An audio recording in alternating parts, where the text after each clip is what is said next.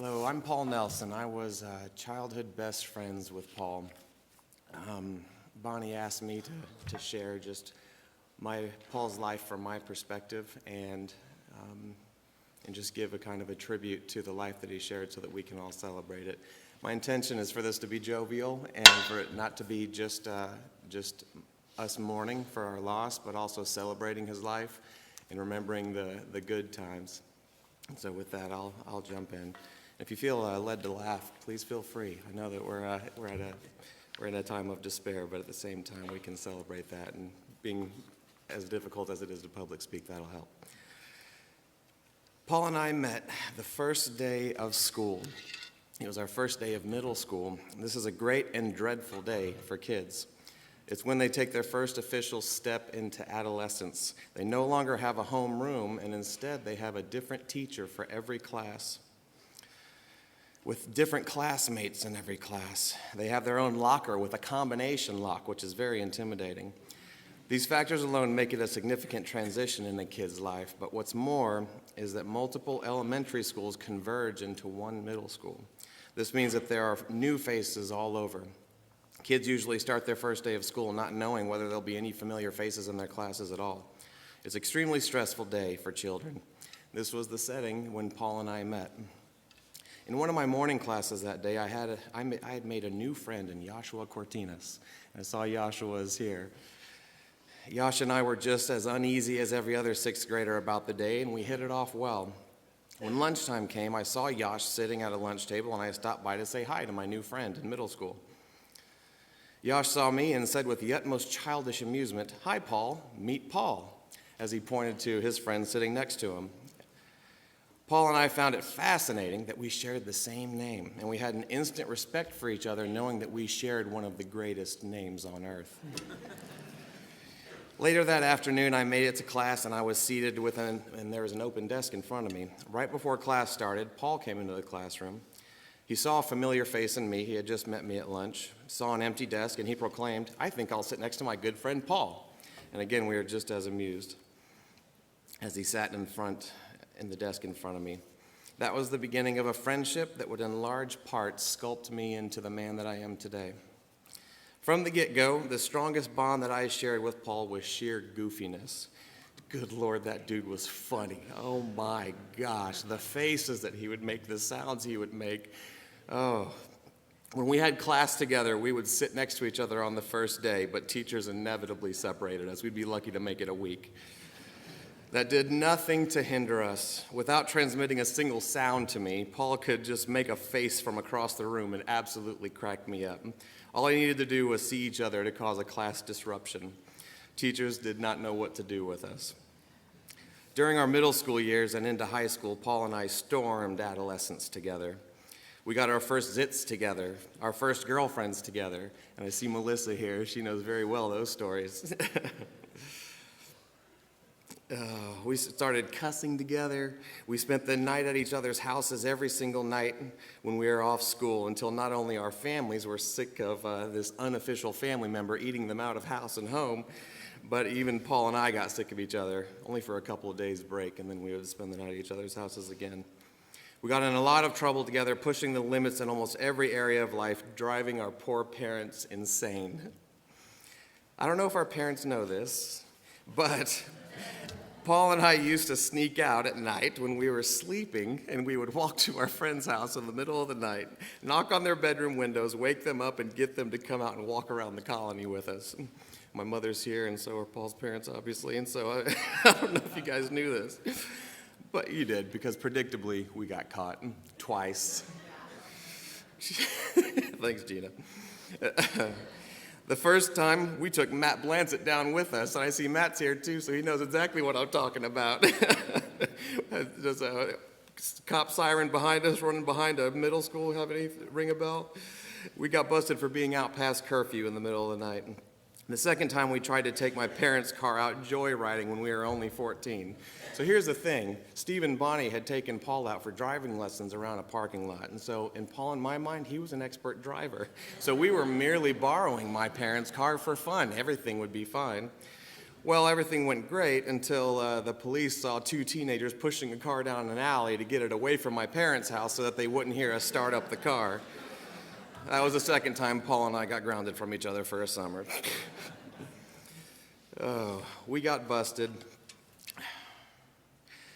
After a fairly rebellious middle school time, Paul took a bit more virtuous turn in high school. He got involved in a church youth group and he made new friends. He sold me on joining him at these church functions by telling me about all the cute girls that were there. And I see Tabitha here. She was one of those cute girls.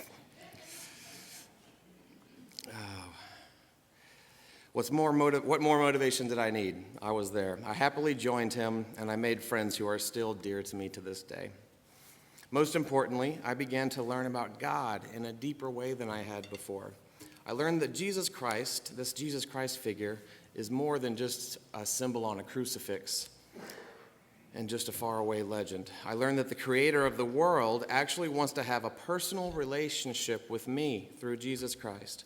I learned that heaven is within reach and that I don't have to just live life hoping that my loved ones and I make it to heaven when we die.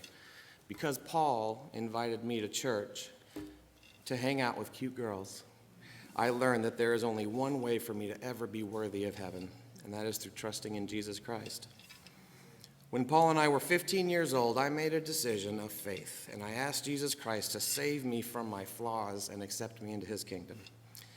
Paul was an absolute inspiration to me during this time. He constantly reminded me that the devil is real, that he is not happy about the decision that I made, and that I need to keep my guard up against him. He even bought me my first Bible, which I still have today.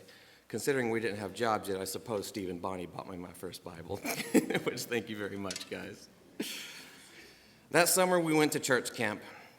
It was a week of absorption into the Bible, prayer, worship music, and fellowship with friends. It was a highly impactful experience for us. And I see Mike Padilla here. He was there with us. At that church camp, Paul wrote me an affirmation note that I still have today. At the time, I never could have imagined that what he had written me was actually a prophecy about his own future to come. It said, "I'm proud of you for getting saved. I know you have accepted Christ, but your life will always grow with Christ. The steps never stop. The whole time your Christian life grows, you will get happier and relationships will get better. You are learning to fight the devil, and that is good. Don't let him try to run your life. Your life belongs to God, but you are in control of it. Keep making good decisions. I love you like you're my brother. Love, Paul."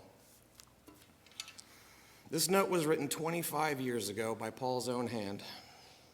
I didn't realize the stark irony of it until Paul's mom, Bonnie, reached out to me months ago and told me of Paul's dire situation and asked me to pray for him. She told me that my best childhood friend was dying, that addiction had a firm grip on him, and that he was having a crisis of faith. Paul and I had kept in touch through the years, but life kept us from being as close as we had been. I had seen signs that he was struggling with addiction, but I was devastated to hear the depths that it had reached. I clearly saw that the same devil Paul warned me not to allow to run my life had been assaulting his life for years. All Bonnie asked for was prayer, and my beloved wife and I prayed much. But I had to involve myself beyond prayer alone. And that's when I pulled out childhood keepsakes and I found Paul's note and the Bible that he had given me. I felt implored to get them in front of Paul to remind him where his faith had begun and hope that maybe it would revive his spirit. That's about the time I invaded Paul and Donna's life and surely drove them crazy with persistent visits, phone calls, and texts. I'm sorry about that, Donna. In Paul's final months, we had many discussions about faith, about addiction, about fond childhood memories, and about our families, especially his son Seth. I even introduced Paul to my friend Matt Hess, who is here today. Matt invested in Paul, and they had many conversations as well. Matt was a victim of addiction, but had recently celebrated his first year of recovery, and so I knew that he could be an inspiration to Paul. And Matt, I want you to know the last time that I was with Paul, he did ask about you, so you were on his mind.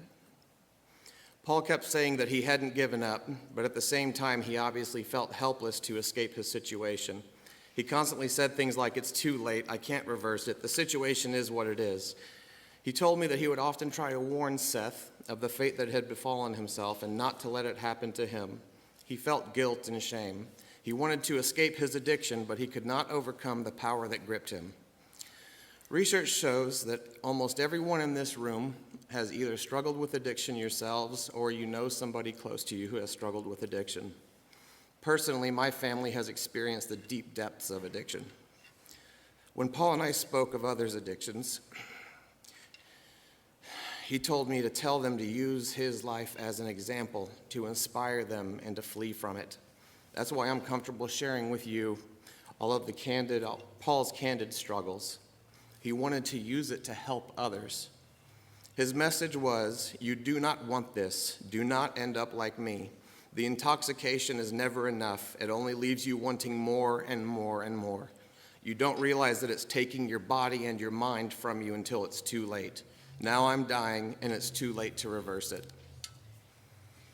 Regarding his faith, Paul faced waves of doubt as he lost his battle with addiction. He seemed to resent God for it. However, near the end of his life, Paul called his dad, Steve, in the middle of the night, and he asked him to come over to his house and to pray with him. Steve heard the call from his son, and he didn't hesitate to go to him, to hold him, and to pray with him. Paul admitted the wrongs that he had done against his own self, against his family, and against God. He asked Jesus Christ to wash away his wrongs and to save a place for him in heaven. In my last visit with Paul, he handed me an old Bible, and he told me to read the first page. On it, there was a message that was written a year before Paul and I first met as children. In elegant handwriting, it said, "Paul, as of February 9th, 1989, you became God's child. That makes you not only my nephew, but also my brother in Christ. I love you very much, and I prayed that you always experience the joy of your salvation. Love in Christ, Aunt Janelle." My eyes welled up with tears, and I said, "This is amazing. I didn't realize that you had become a Christian so young." He replied, "I wanted to show you that because I knew that you would realize how special it is." I asked him, "Where is your faith now?" And he proclaimed, "I believe in God. Life is too full of coincidences. I've prayed for forgiveness, and I feel God's presence." A week or so later, Paul went into a coma as his body failed him. The next day, he died as he slept. Addiction took Paul's life on earth, but his spirit lives on into eternity. Paul's namesake is that of the Apostle Paul in the Bible. In the book of Romans, chapter 7, the Apostle Paul said, "I do not understand what I do. I don't do what I want to do. Instead, I do what I hate to do. As it is, I'm not the one doing it, but it's the sin living in me. I have the desire to do what is good, but I cannot carry it out. Although I want to do good, evil is right there with me. What a wretched man I am. Who will rescue me from this body of death? Thanks be to God, who will deliver me through Jesus Christ, our Lord." Like the apostle, our Paul strived to do good, but evil was right there with him. Although evil won this battle, it lost the war. Despite his mistakes and despite the evil that plagued him, the Apostle Paul was able to thank God, knowing that he would be in heaven because he put his faith in Jesus Christ to deliver him from evil. This is why, though we mourn for the incredible loss of Paul on earth, we can rejoice in knowing that his spirit lives on with Jesus Christ in heaven. Seth, you have lost your father far too early. This is not what God intended. I say this with the utmost truth and sincerity, brother. This is not just a cliche to try to make you feel better in an impossible situation. Though you have lost your father on earth, you have not lost your father in heaven. He will never die. He will never leave you. He is real, he is alive, and he is with us now. Our existence is not an accident.